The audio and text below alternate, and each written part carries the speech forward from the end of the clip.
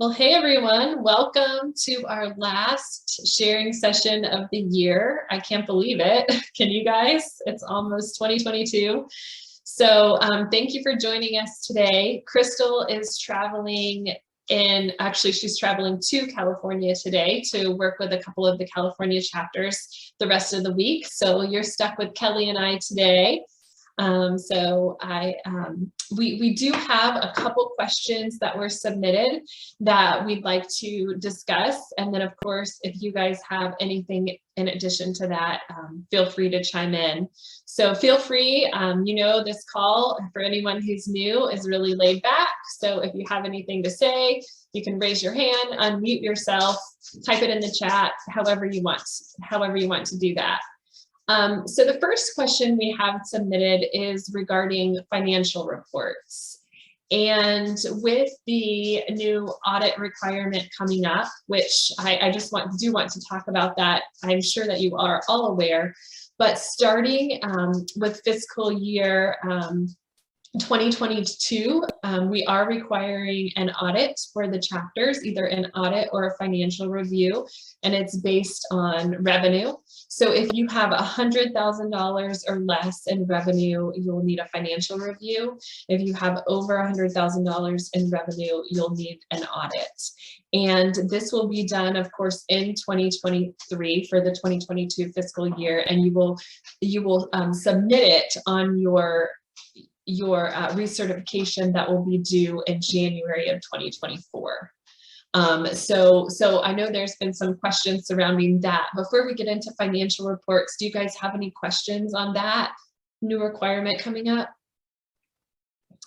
Okay, we wanted to let you guys know several years in advance because we do realize this is going to be a new budget item for some of you who have not been doing audits. Some of you guys have been doing them, and so it's not going to be an additional expense, but we wanted to let you know a couple years in advance so you could start putting some money aside for that. So we did have a question regarding financial reports, and the person that asked this can chime in if I don't get it correct, but just looking at what you're providing to your board as far as financial reporting goes, does anyone have any comments or anything on that, or anything that you guys are doing that you could share?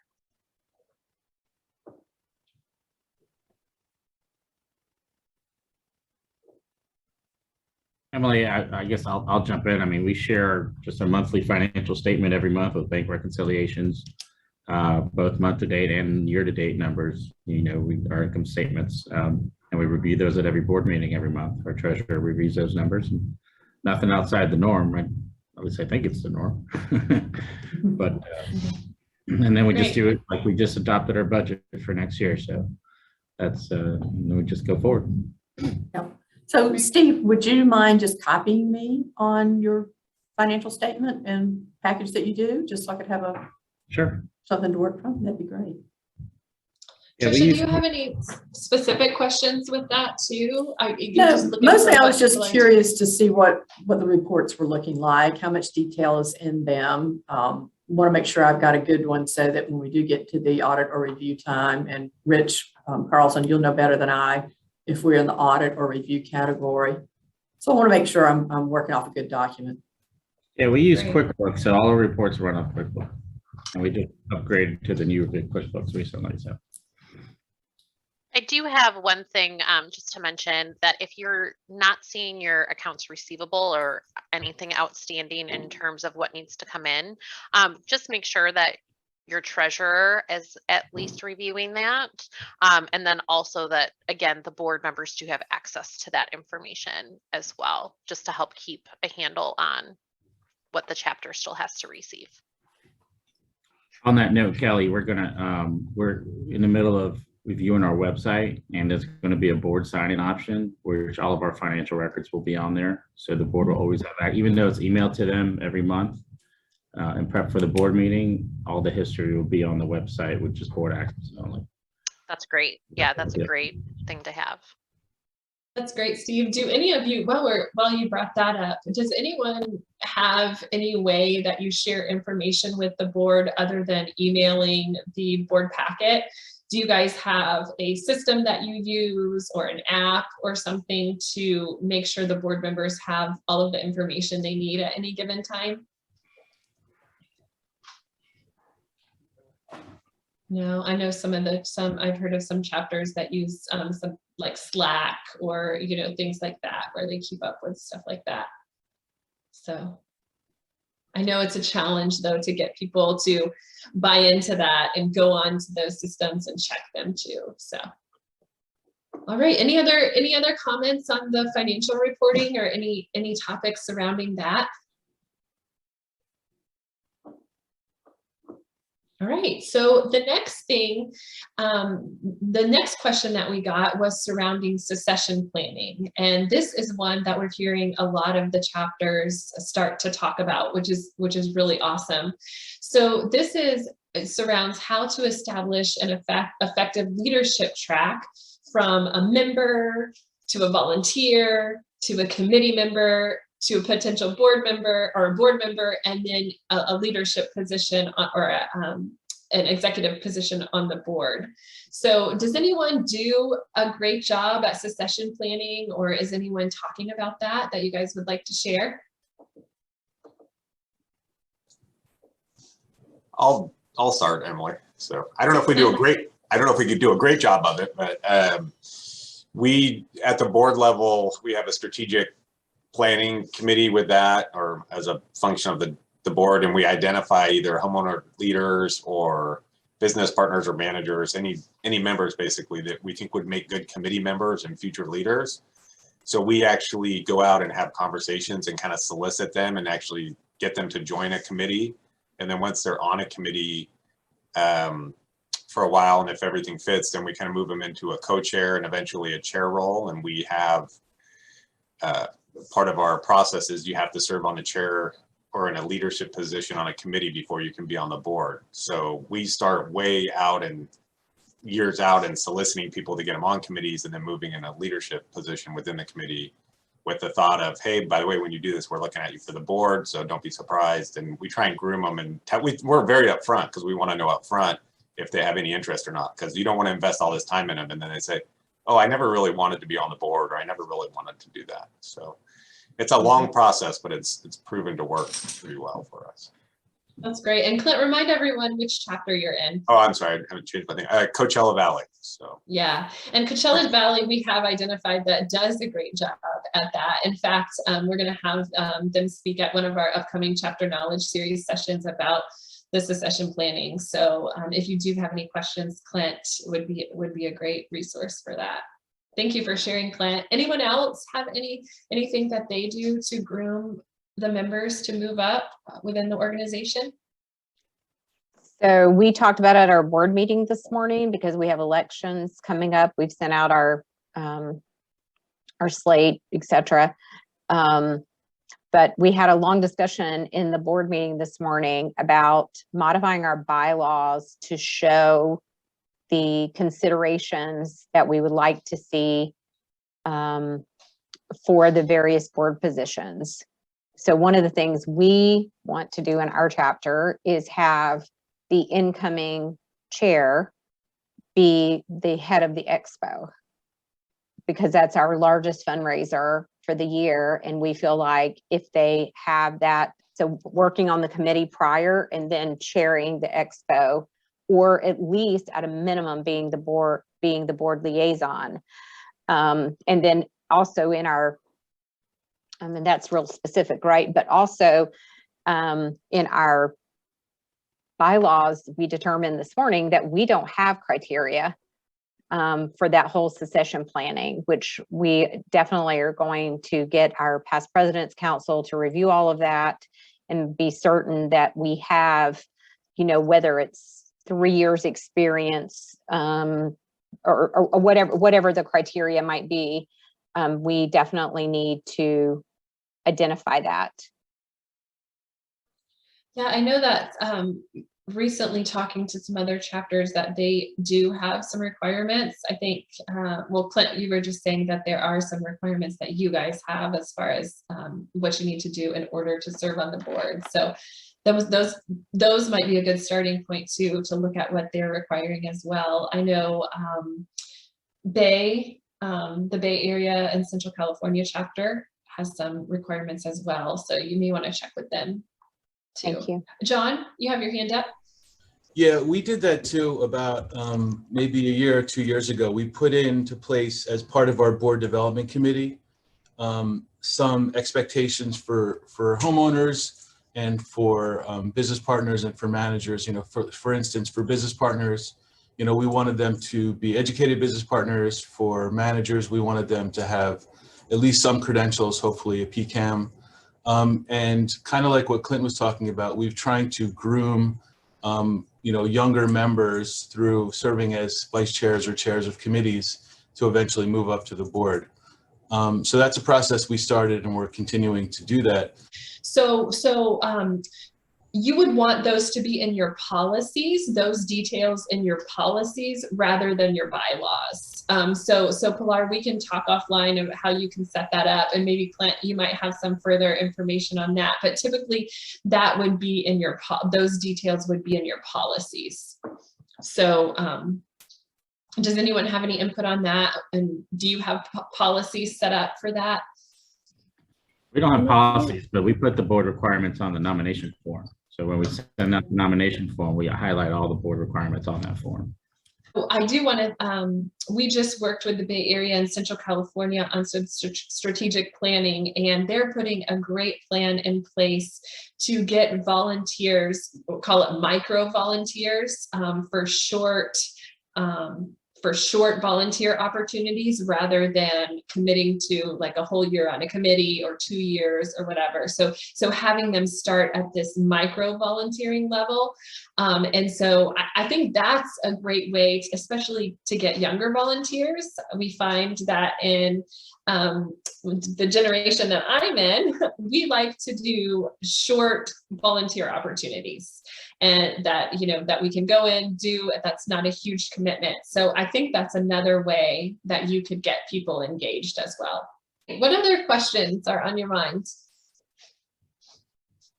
I have a question. Okay. I'm Jackie with the Washington State chapter. We just had our strategic planning meeting, and we had like 10 managers in attendance for the committee, you know, the committee chairs part of it, when the committee chairs come and join us. And they were really interested in having a committee with, not even a committee, but a group with just themselves, so they can have sessions where they can, you know, vent their ideas and different things in the industry. And we also have a guy who's a homeowner leader, and he's, sounds negative, but he's kind of a troublemaker, and he's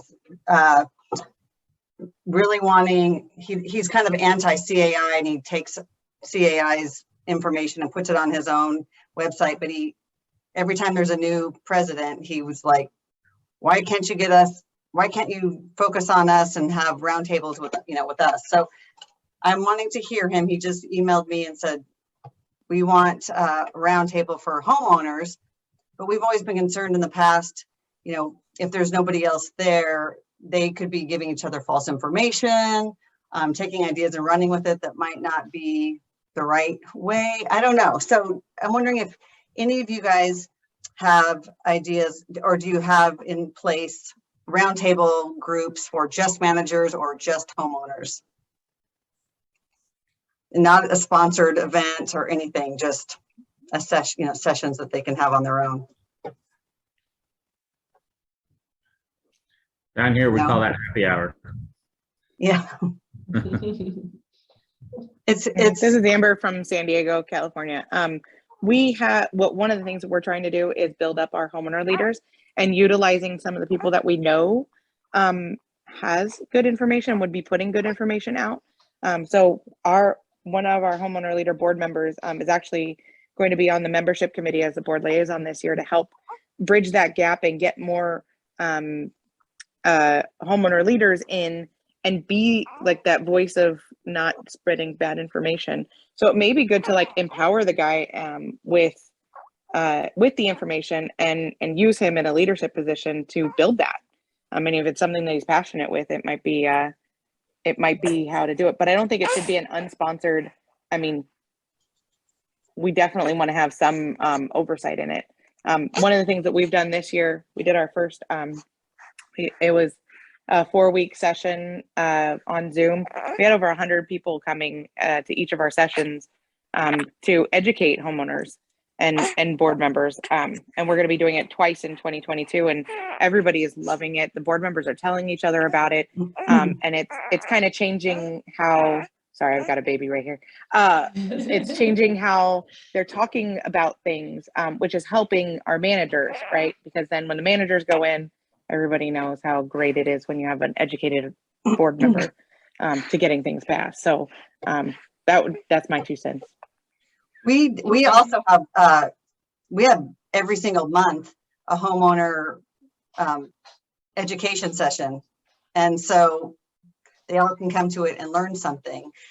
But he just wants a group where he can just not be run by CAI, but just have their own venting session. And I don't know, we don't feel comfortable with it, but he's one that doesn't give up and just keeps pushing. So I just didn't know if anybody else had something like that. Then he needs to go to another organization or create his own. I mean, if he doesn't want CAI involved, then that's not a CAI issue. I know. Well, I guess it just doesn't want it. He thinks he doesn't think that homeowners should have to pay to do anything with CAI. So he thinks they should be free. Even if we planned it. It's one of those things. So, well, our education is free to homeowners, so that because it's sponsored, so you have to sit through some commercials, and this kind of is what it is. We actually had one of our board members right now start or help co-found a separate association, just what you're talking about, with nothing but homeowner leaders, called Desert Cities HOA Council. I think the difference here is they meet and exchange ideas and have best practices sessions, but they actually invite speakers. So they invite attorneys to talk to them every once in a while, or I've done a presentation for them before. So they'll invite managers or other business partners to kind of talk about best practices. So I don't know if that would be practical for your person, because it sounds like they're trying to find somebody just to complain to, and misery loves company kind of thing. But if he's genuinely interested in learning, you can say, well, hey, find some other, homeowner leaders and get together and form your own council, and then put together your own education kind of deal. But we work pretty closely with them at the CAI chapter, so it's a little bit of a different scenario. Yeah. Okay. We have seen some chapters do roundtable sessions, but there's a facilitator, there's a purpose, there's questions that the chapter has come up with that they're asking the group, and whether that facilitator is a homeowner leader that feels comfortable leading the session, or an outside facilitator.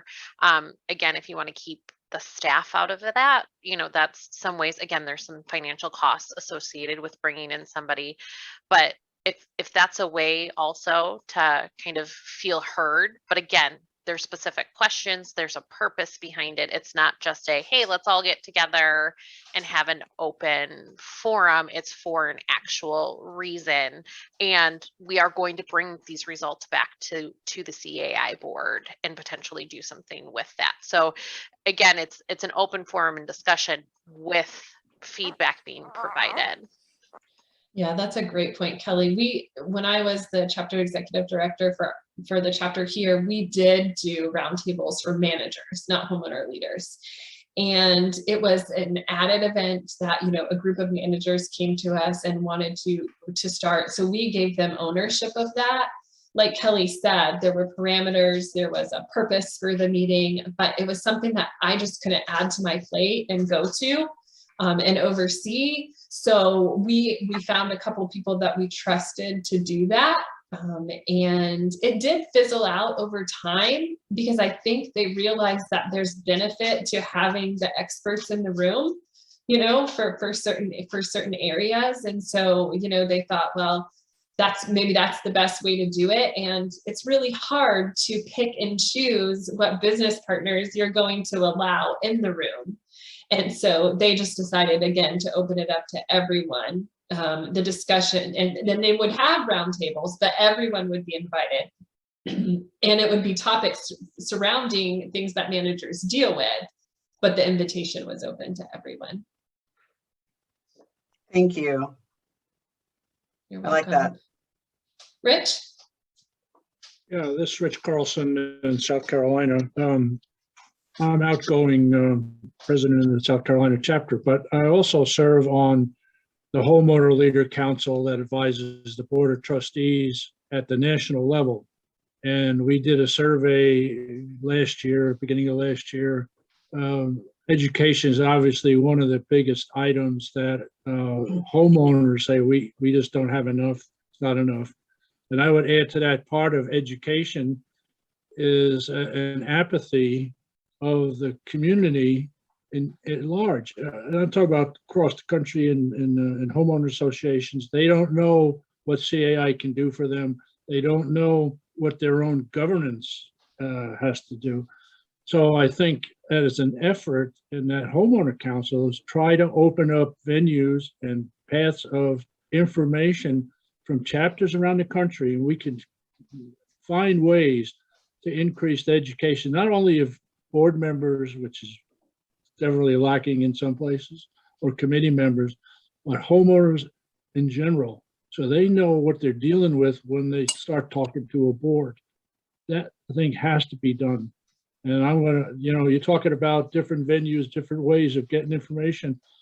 I think I'm gonna try to push to get paths opened up to chapters, so chapter presidents can deal with us, and home and management company can deal with us, and we could try to increase the information flow and that effect, and maybe increase the effectiveness of what CAI is trying to do. If that makes any sense. I'm not sensible sometimes. No, thanks, Rich. That does. And, you know, I was also going to say, to add on to that, Rich is part of the Homeowner Leaders Council, as you mentioned. I also know that some chapters have developed their own kind of subcommittees for homeowner leaders to hear, you know, from the members in the chapter about what they're looking for. You know, how do we reach other homeowner leaders? Some do manager groups as well as business partner groups as well. But I think that's important. And that's one of the reasons that we require homeowner leaders to be on the boards as well, because it's important to have, and I know I'm preaching to the choir, but it's important to have that perspective across the board. And I know sometimes it's hard to fill that homeowner leader spot. And sometimes we try with, oh, it's a business partner and they're also a homeowner leader, but it really needs to be a homeowner leader, you know, through and through. So that's just a little plug there, because I know elections and stuff are coming up. So we have, you know, I'm in California, so we have lots of election rules, and now we have to use outside inspectors for everything. So one of the things that came up from one of our homeowner leader board members was having something put together for potential board members for homeowners, right? So something that we could give out to, you know, the mass general public that could say, hey, this is what an HOA is, this is what a board is, and, you know, this is why CAI is important, but also why, you know, you need to understand what an HOA board is and what an HOA is. Come join us, kind of thing. So one of the things we're going to be working on this year is trying to put something together, and that's a really rough round estimate because we don't know exactly what it's going to look like yet. But putting together some type of video or that we could post on YouTube or something that we could then give out to all of our inspectors that they can give out, and that would get onto those candidate statements so that, you know, if somebody is looking to run for the board and it has some kind of interest while they're sitting in their living room, they can go to something and it actually plugs right to CAI. So we can get them even before they're on the board of their own communities, knowing who we are, what we are, and maybe, you know, getting some type of get them into something before, you know, they go and in with pitchforks to take over their HOA and don't understand what they're doing. So That's a fantastic idea. I love that idea. Thank you, Amber. and that came from she's I think 75, 78, 79-year-old woman on our board. Like, this wasn't something that came in from a 20-year-old who didn't, you know, who was just like, oh, we need to be on the internet. This came from, you know, one of our homeowner leaders who just, you know, like, how do we get to these people?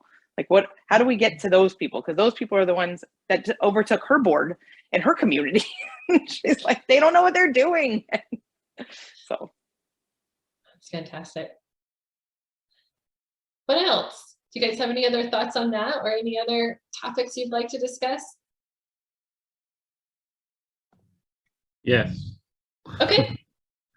As you know, yesterday we had our annual strategic planning meeting, and this year we launched our Young Professionals Committee, and I wanted to pick brains. I know, Emily, you gave me one person to pick brains on that, and I just wanted to see who else has a Young Professionals Committee, and if they have a specific guide or like a job description of what the young professional goals are for that committee. Anybody? So we have in our Pennsylvania, New Jersey, we have a young professionals committee for the last 2 or 3 years, I think. And one of the issues we've had with them is trying to focus them on certain things. So usually we have them work on some charitable efforts. This past year, especially during COVID, they did a couple things online, a couple educational programs. They did like a murder mystery thing, which actually was very well received, where people dressed up and played characters. But that's one of the issues we're having too. It's trying to find certain things that we can ask them to do to obviously benefit the chapter and keep them involved, and obviously hopefully get them to move up into other leadership roles. Yeah, I mean, and it's similar to us. We've had them do some, like, we started doing beach cleanups. I know not everybody has beaches. I'm sorry, don't get mad at me. We did beach cleanup events, and, you know, we're starting to do, like, we did a toy drive and stuff like that. And we talked about having to do like job fairs and try to recruit young professionals, bring them in as interns coming for next year. But again, I want to draft something, because there were some issues where they were planning events that kind of overlapped with our events committees doing, and trying not to upset anybody or try to not do double work. I just want to make sure, okay, is this a YP event? You know, none of them are exclusive. They're just, you know, put together by our young professionals and so forth. I wanted to see if anybody had any drafted guidelines or description on that committee specifically. I have a lot of emotions down here, so I have to keep them all in check. Anyone else have a young professionals committee that wants to share? So I know, Steve, I think the one I gave you was the West Florida chapter. They do a great job with their young professionals committee. But one of the things I do want to say about the young professionals is I actually attended the holiday party for the Southeast Florida chapter last week, and I was sitting there talking to some of the board members, seasoned board members or former board members that had been there a while, and they're like, who are all these people? We don't know anyone. Like, and you know, I actually think that's a positive thing that they're bringing new people in, and so I think if you don't have a young professionals committee, I think it's definitely something to consider. Yeah, and it's been great. I mean, we started to recognize a young professional of the quarter. So we put them in our magazine and we highlight them with a face and something a little about it, and then we give them a little plaque, you know, with their face and what we wrote in the magazine for them to take and hang on their office wall. So the recognition goes a long way. And I think it's, you know, for it being new for us, I think it started off pretty well. I am very happy with the attendance. They continue to recruit. They have to, you know, the age was 35 and under, so I obviously didn't make it. And then they stretched it to 40 at one point, which sadly to say, I still didn't make it. But they went back down to 35. But they're recruiting new people all the time and new faces. And it was, the irony was, Emily, I was in the back with the older board members that we've been on the board, you know, 13, 14 years. And we're like, wow, we're the old people now, aren't we? And because we were looking at, We're looking at all the new faces. I was like, wow, I remember when I was a new kid on the CAI board. That was a long time ago. What else? We have just a couple more minutes left. Is there anything else on you guys' mind? Emily, should I bring up the whole DEI task force thing, or? Yeah. I don't know if anybody else has formed a task force. I know what you had mentioned what National's working on. But we had adopted a DEI statement following the footsteps of what National did a couple months ago. And I brought it up again at strategic planning yesterday. It's like, I want to do more than just draft a statement. I actually want to do, we talked about identifying, women in leadership position in our industry, reaching out to the LGBTQ community, that type of stuff. But we just, Emily had given us some feedback as some people may not want to be recognized or anything, or there's a lot of events, especially down here in Southeast Florida, for all those types of cultures and races and ethnicities and so forth. And she had mentioned there's a task force been put together, and we were talking about putting a task force together, but we didn't know if anybody else had put a task force together, or anybody that started to do something of that nature, came up with their own DEI statement and so forth. So I thought I'd pick your brain. Thank you, Jackie, for unmuting yourself. I was about to put you on the spot. Well, I have to say, we are starting one. We do have a task force, but we haven't gone very far. It's such a sensitive topic. They put together a list of a ton of questions that they wanted to put out to our membership, and they gave it to the board first. And it was there was a lot of things that were really sensitive, and I think it was a little bit much to put out to the whole group. So I think they're trying to change it and making it not so in depth. So I myself still don't know exactly where they want to go with it. But there are some people on this task force that are really passionate, but we just haven't done anything quite yet. So I don't have any answers. I just know that we are at the beginning stages as well. But you did, Jackie, bring in someone. Well, first, let me say, I can appreciate you saying we're taking this slow. Because yes, I think a lot of us realize that it is important. We're just not sure where to go with it. So I will tell you that we're on the headquarters level are hiring someone to come in and work with us, to work with our staff as well as a volunteer group, a consultant. So I will definitely keep this group posted on how that progresses to give you guys some ideas and things like that. But Jackie, I do know that you guys did do one event, an unconscious bias thing, and had a speaker come in. Do you want to talk a little bit about that? Oh, that was excellent. Yeah, we did have an event, and she was a really, really good speaker, and it really was eye-opening, especially for the beginning stages of something. But just the event itself, we had a good attendance, and we had great feedback. But I mean, that's as far as we've gone with that. That was just kind of somebody's idea, and brought him in, and everybody loved it. But who was again, it? What was it about? Unconscious bias. It was a while ago, so I don't remember everything exactly. But some of the things that she had said that really stood out to me was just some examples of, she was a Black lady, and when she walks into a room, the first thing she does is try to identify somebody that's like her. So she goes, first I go down my list, and are there any Black women?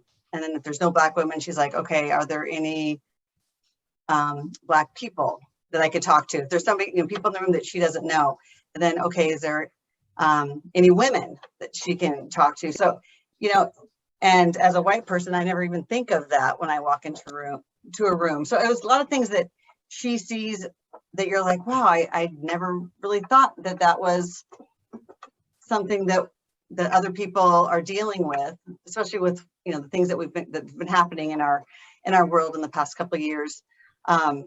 It's making us try to look at other people's perspectives. So it's something that's getting us all thinking for sure, and how to approach it going forward. Again, we're just taking it slow. Yeah. Yeah, Thanks, and to that note, just another example of saying good morning, guys. And if there's a room with ladies in it, again, is that going back to previous in the past when there weren't ladies or women in the room? And so just kind of trying to get out of that mindset of when you go into a meeting or you're writing an email, or, even if it's an instant message with a group of people, that you're taking that guys part out of it and just hello everyone and things like that. But it's something that you might unconsciously be doing because you've heard it your whole life. You've heard other people say it your whole life, and you're not thinking, hey, this isn't something that, is encompassing everybody for that. Yeah. Thanks, Kelly. And we can let you guys know the speaker as well. I think Michelle shared it with me at one point, so I'll share that with you too, Steve. But we'll let you know as things evolve on our level as well. But thank you guys for the discussion today. I want to be mindful of your time. So we have just a couple announcements for you guys.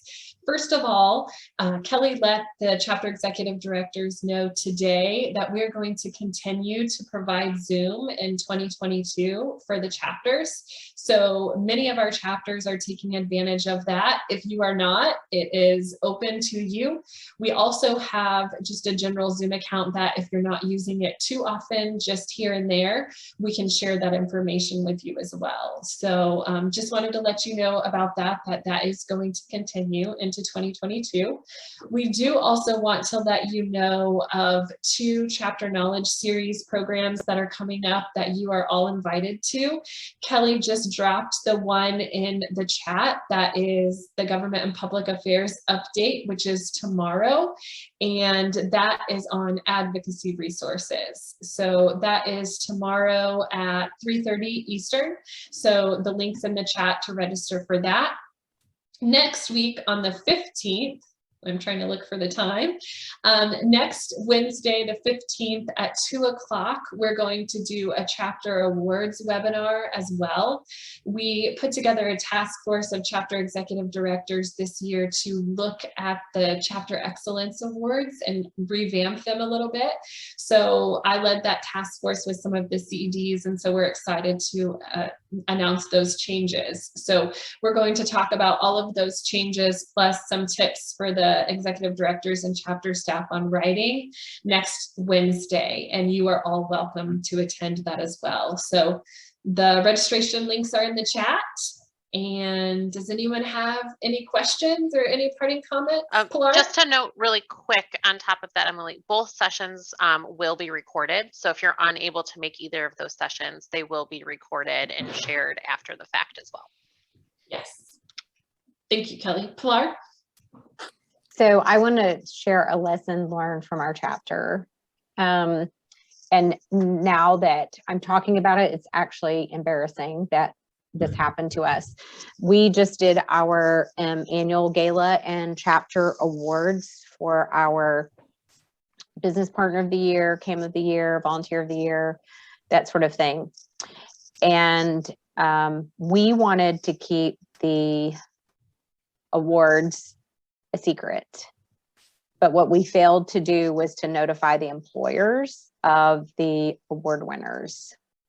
And oh my goodness, did I get an earful the next day from one of the presidents of a management company who happens to be a national member. And oh my goodness, wow, it was a really unpleasant conversation. So I brought it up at my board meeting this morning, and we just all of us did a little lesson learned. We do have a remote CED. We do have some communication challenges, and our gala was kind of, I don't want to say it was thrown together, but we went through so many different variations of venues and then had to end up moving it up from when we really wanted to do it. So it shortened our window of planning. And I mean, it was an honest mistake. But I mean, I have personally apologized. We've apologized to the award recipient. We've apologized to the incoming chairman. It's actually his boss. So, I mean, it has some real potential for negative. So I always feel like if we share lessons learned, then it saves someone else some heartache along the way. So I'm not understanding what you're apologizing for. What did you do wrong? we did not notify the employers of the winners. I don't Because see they why wanted to be that's- present? They Yes. wanted to be present? Why? They wanted to be present to support their person. And then I had people on my board say, that person's never been to anything, so don't be so upset about it. But that's not really the takeaway I feel. The takeaway I feel is we should have called, the CAM of the Year's, manager, and we should have called the business partner of the year. Well, the business partner of the year, they had an entire table there, so that was supported. But the volunteer of the year had other coworkers there. This person did not. This person was the only person from her organization there. I'm sorry, that's their organization's lack of, I don't know that that's necessarily something that you guys did wrong. They should have been supporting their candidate. I mean, You announced who's They- nominated, correct? Yeah, well, you yeah, did. I don't think that you guys, I understand you guys helping and taking away from it, but like, that's something that they also need to go back to their group and decide how they're going to support their employees. If Right. I Well, was yeah, a were man- the nominees published ahead of time? Because if they knew they were No. nominated, No. I think we at least put out the nomination, so everybody, like, there could be 10 people nominated for manager of the year. And so there's a chance of going, so they Right. know to have support there, just in case they might win. and let me tell you, Some of the awards were by nomination. The communities, the HOA and the condo associations of the year were, but I appreciate your feedback and support, but I just personally felt bad for this particular person, so I anyway. guess every situation is different, and Right. if I was a manager that was invited to an awards gala because I found out I was nominated for manager of the year, you bet your money I would have told every one of my employers, hey, guess what? I'm nominated for Yeah. manager of the year. Look, see, Yeah. someone's noticing what a great job I'm doing. Well, and the year I was nominated, my employers went, and they didn't go to anything. I'm now an employer, so I would go if one of mine was, but like that year, like everybody's employer, I mean, that's kind of what you do. And I get that you feel bad, and I would feel horrible if the person was alone like that. Yeah. That's not what we want. That's not what we're about building communities and being there for each Right. other and supporting each other. And, Right. that's, So I think, feel ya. I think the takeaway for me is, and I'm sorry you had to go through that. We live with enough stick in the world, and you tried to do the right thing. You wanted it a secret, but my takeaway with it, just sitting outside the circle, I know a lot of people in the industry here in Phoenix, from the vendor side, from the management side.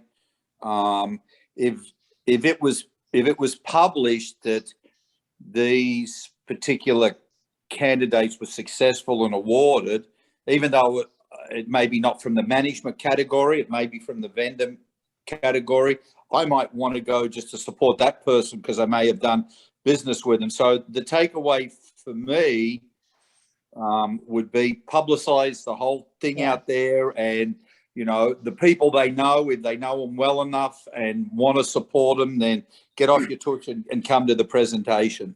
Right.